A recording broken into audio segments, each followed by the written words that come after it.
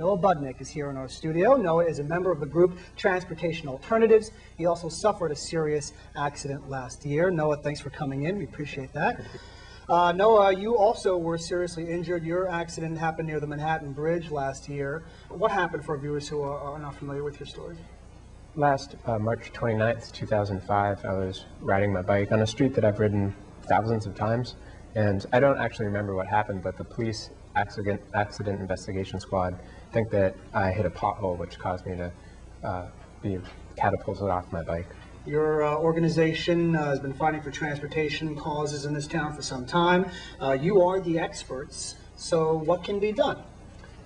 Well, we've started to look more at big cities around the world and see the good examples that they're setting, because New York is a big city, but cities like London, Paris, even Chicago, and Bogota, Colombia are of similar size, similar density, demographics, and they're all taking very ambitious steps to really chart out a course to integrate biking as a daily, safe daily activity for the people who live there. There are bike lanes in our cities, so as Clayton pointed out, should the drivers simply bear more responsibility and be more careful? Is it a matter of that? That's the immediate thing that needs to happen, is that drivers need to respect cyclists.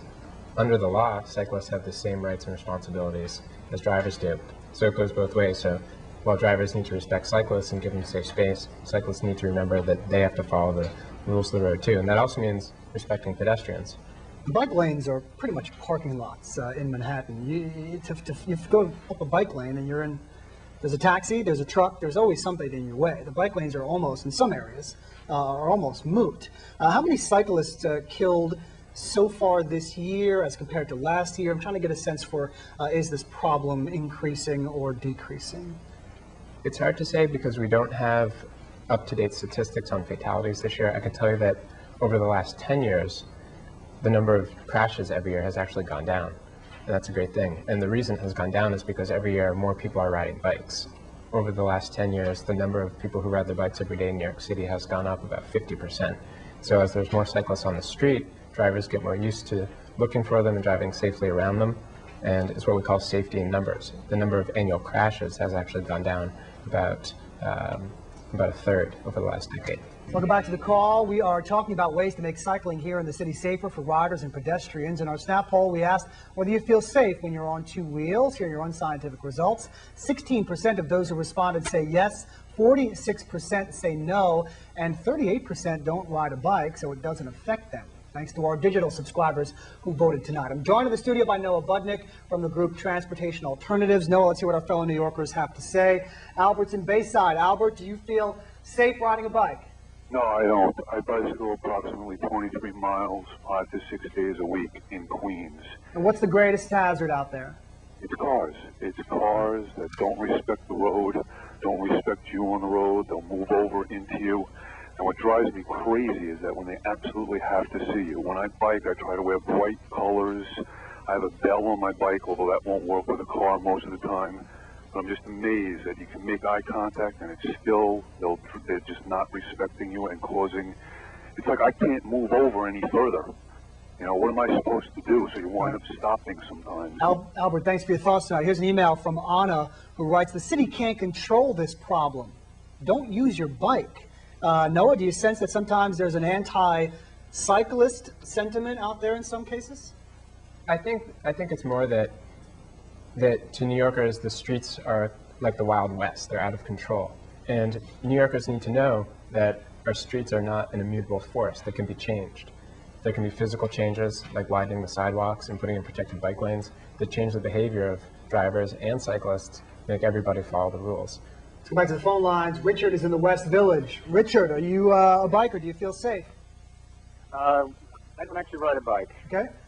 I think that most of the responsibility needs to fall on the cyclists right now, because constantly I see them not obeying the traffic rules. Right. You know, cyclists need to stop at red lights, they need to stop for stop signs, and use extreme caution when you're going the wrong way of a one-way street. And stay off the sidewalks too.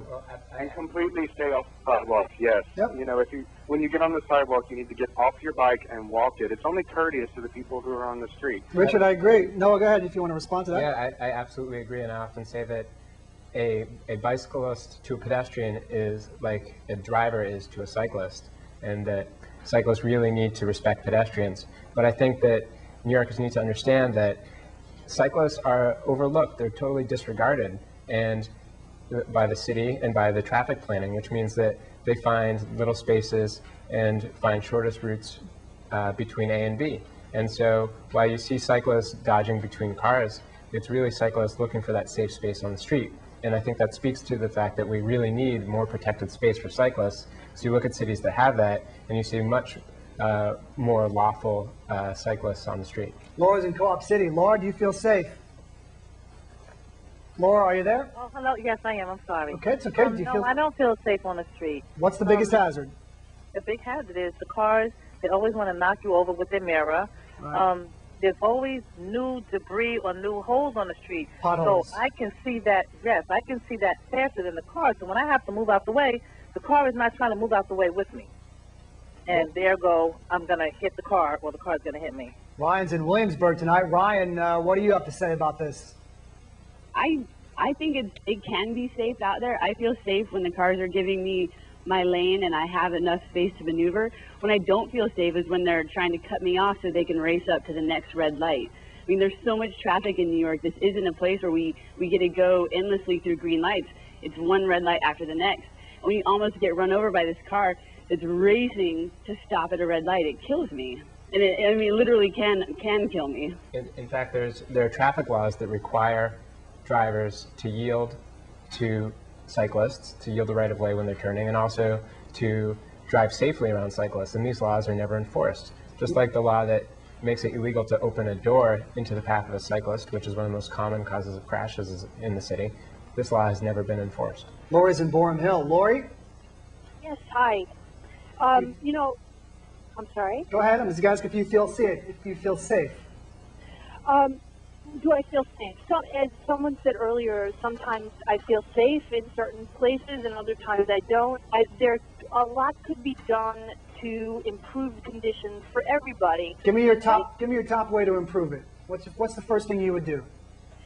More bike lanes. I think we have one on 6th Avenue and one going down part of 2nd Avenue and, of course, the west side. But there are so many other places that they could put bike lanes in and enforce the laws as far as pulling into bike lanes. And, you know, just being respectful. I hear that word a lot. Just respect for one another.